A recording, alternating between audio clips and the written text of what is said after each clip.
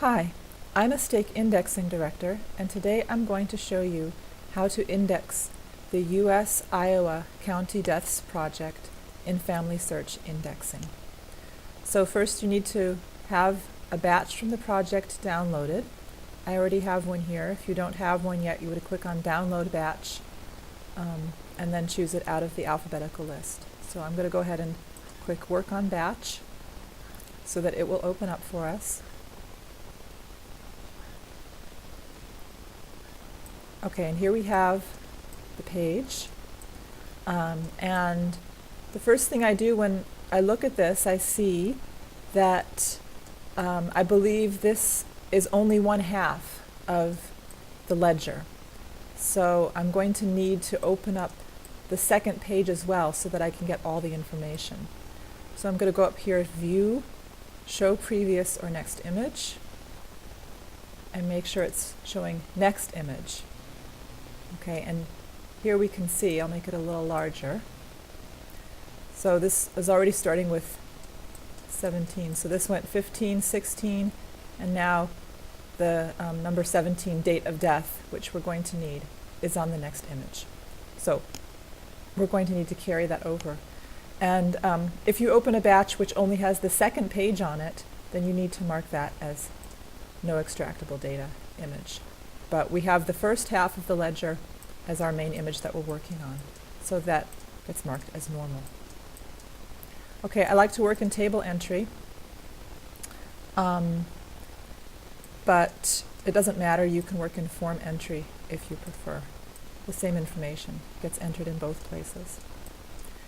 Okay, this actually is a batch which someone else has already done, another indexer has done, and I've downloaded it, and we can see why the arbitrator has returned this batch, because the indexer did not fill in the death month, day, and year. So they didn't realize you were supposed to open the second image to look at it. So we'll go ahead and check all of their information and add in the date of death. Okay, page number is 54. You can see that here. That's correct, and that's the same for all of the entries here. All right, then we go to register number. 73 is correct. Death, town, or city. So there's always several levels of locality or of location for the place of death. They give the township and then the city or town. And what we always want is the city or town when there's more than one level. And so that was also done correctly, Fredericksburg. Death county, there's no county mentioned here, so we need to find that somewhere else. And that's up here at the top of the page, printed Chickasaw. So that's correct, and that's the same all the way down. And I'll just tab over. Okay, then death state. You see that here, that's on the second page, state of Iowa. So once again, whoever indexed this before didn't know to open the second page and missed that it says Iowa. So that's the same all the way down. I'm just going to go edit and ditto fields below, because that's the same for all of the entries. Okay, tabbing on. So now we need to make sure that we keep, that we don't lose track of which entry we're on. So we're going to have to move the entries up together on both pages. So death month, we see over here, it says January 16, 1914. Okay, gender, and on this particular form, there is no box for gender, so we can't assume the gender from the name.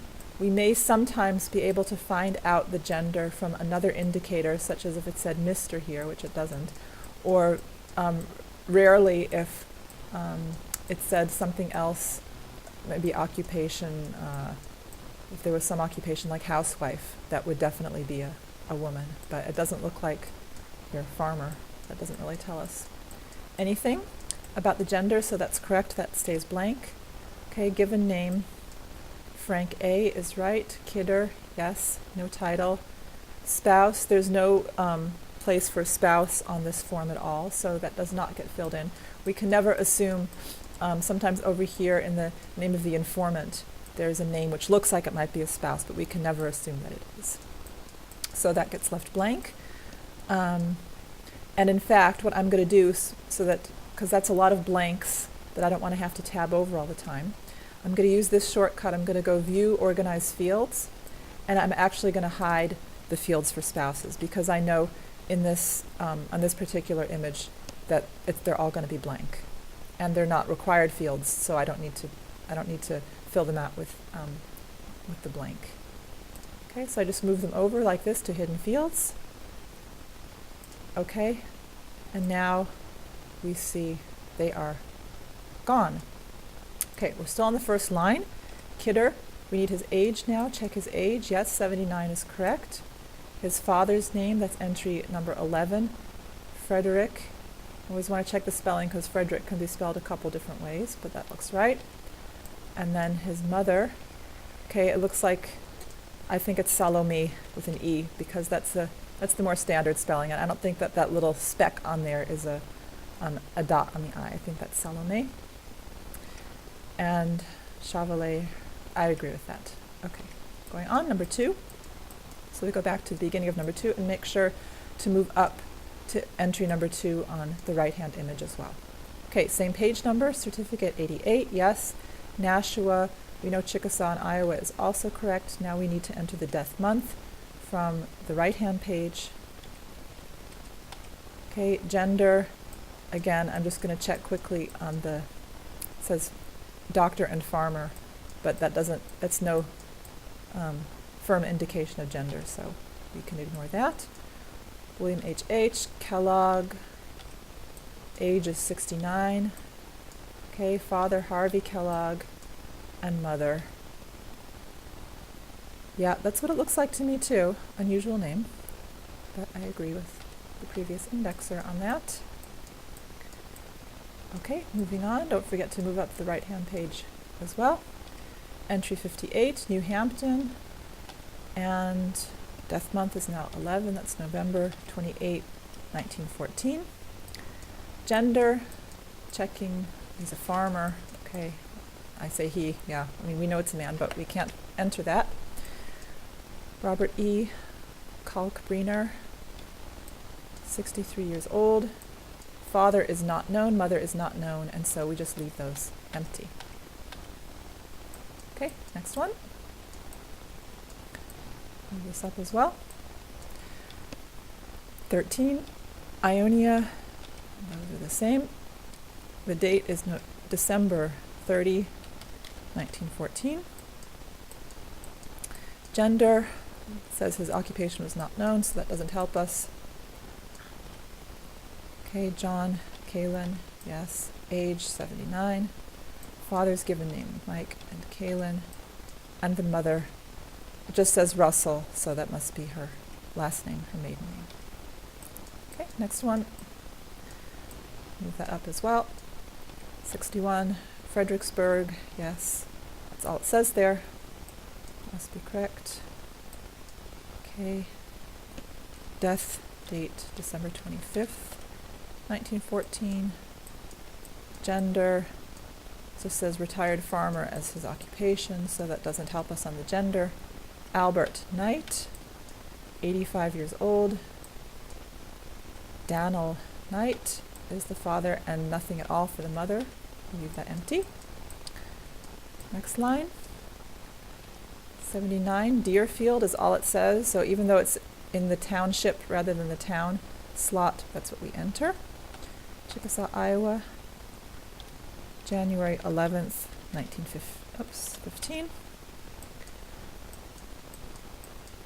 It just says retired for the occupation, so that doesn't tell us anything. August Cam, 82 years old, and the father is Gottlieb Cam, and the mother is empty. Okay, next one. Entry 89, New Hampton. The date is February 16, 1915.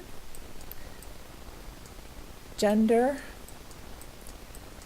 Here it says housewife, so that can't possibly be a man. That's a woman. The name is spelled a bit unusually. We would expect Wilhelmina, but it really does just say Wilhelmina. And just by the way, it says widowed here, and again, that's not an indication of gender because that's used for both men and women. Okay, last name Kading is correct. 78. And father's name Christian Kohler, yes. And the mother is not known, so we leave that empty. Okay, next one, 106, New Hampton. The date is April 17th, 1915. The gender is, there's no occupation listed. Well, I see they were 2. This person was 2 when they died, so of course no occupation, but we have no way to know the gender. Adelia, I think it looks like Leona, not Luna, so I'm going to change that. Leona. Kist, 2 years old. W.M. Kist for the father, and Minnie Bendorf for the mother. Next, entry 117, Ionia, the date being April 14, 1915. And landlord, that does not give us a definite indication of gender. So we leave that blank. John George Konzen, 51. Matthias Konzen and Sophia Conrad. Yes. Okay, 131. New Hampton. Date July 14, 1915. Retired housekeeper. Okay, housekeeper doesn't tell us that it's a woman, so we'll leave that blank for the gender. Mary Kirby, 88.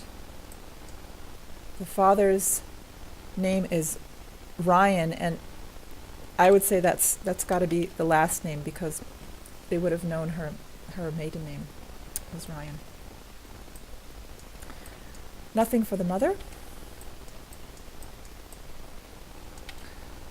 Next entry, almost done. Alta Vista, right? Not Washington, Alta Vista. August 15, 1915.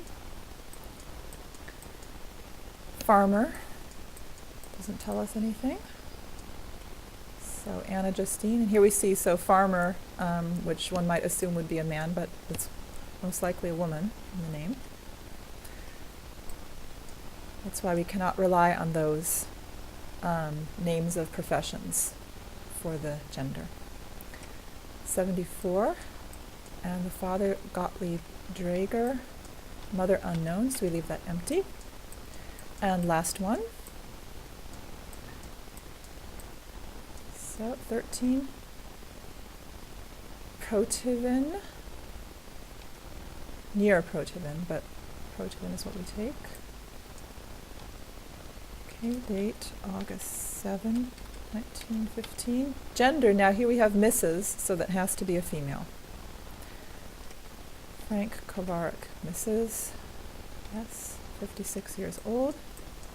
The father is empty, and the mother, Anna Psenika. Okay, and we're finished. So next would come the quality check and then sending it off. I won't do that right now, but so just so you see, the important thing with this project is you need to make sure that you see the entire ledger. There are 2 images, 2 pages to the ledger, then you need to make sure you gather the information from both pages. Also look all over the image to find indications of gender. For example, here, housewife again for the last line. So we had Mrs. and housewife, she's female. But you cannot take things like farmer or widowed as indication of gender. Okay, it's actually a pretty easy project, and the handwriting is usually very easy to read in this. So have fun with indexing. Thanks for watching.